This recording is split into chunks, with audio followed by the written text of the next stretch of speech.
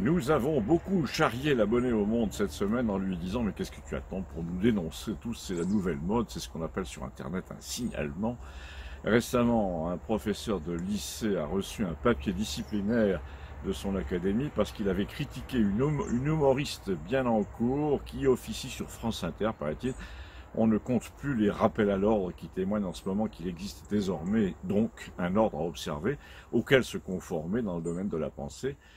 Bon, dans le cas de Campagnol, pas besoin de dénonciation puisque tout le monde sait de quoi il est question sur cette chaîne depuis près de 5 ans, mais plus généralement, ça veut dire que n'importe qui peut attirer l'attention désormais sur des propos tenus par son voisin. C'est dit explicitement dans les projets de loi et les brochures et les commentaires gouvernementaux qui circulent ça et là pour dire que c'est scandaleux, qu'il faut faire quelque chose, etc. Même si les propos du présumé coupable sont anodins, ça n'a presque pas d'importance. Le simple fait d'avoir été signalé comme dissident par n'importe qui vous met sur une liste à part, dressée par un robot logiciel.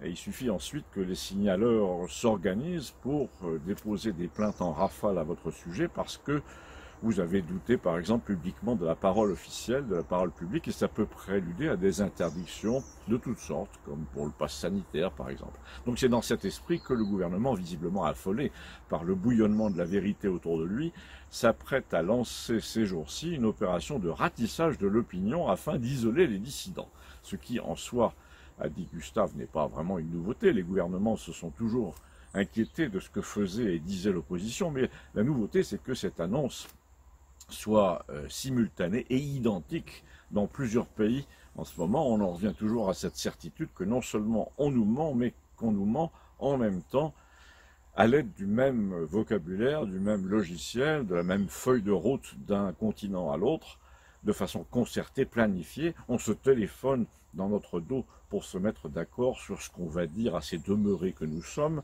On va leur présenter la chose comme ci et comme ça.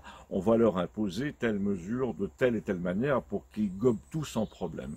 Alors, qui fait ça?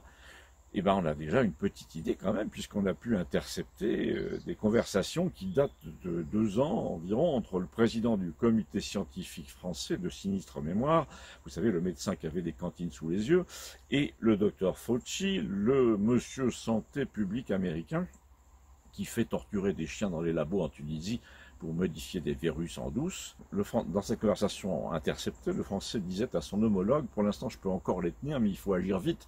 C'est tout juste s'il n'a pas ajouté chef.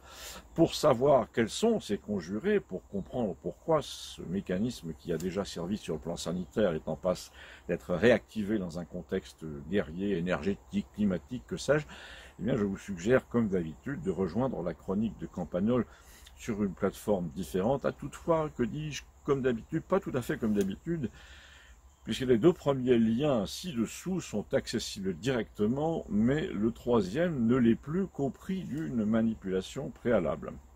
En effet, dans le contexte que je viens d'évoquer, le gouvernement a décidé que certains propos ne pouvaient plus être entendus à partir du territoire français, et donc, pour la 3e adresse ci-dessous, dont certains avaient pris l'habitude, il faudra désormais utiliser un navigateur capable de cacher que vous êtes français. Oui, on en est là. Donc, résumons, vous pouvez encore retrouver Campagnol directement sur les 2 premiers liens, mais pour le 3e de la liste, je vous suggère d'installer le navigateur Brave. Le lien d'installation figure d'ailleurs en dessous. Quand vous consultez Internet par Brave, vous demandez par le menu en haut à droite à consulter le site par une fenêtre de navigation privée Tor. C'est comme ça que ça s'appelle. Et là, miracle, en tout cas pour l'instant, les propos censurés vous sont de nouveau accessibles, y compris, je le signale, certaines chaînes de télévision dont vous aviez été privés. Je vous en dis davantage quand nous serons en zone libre. À tout de suite, passons ensemble la ligne de démarcation.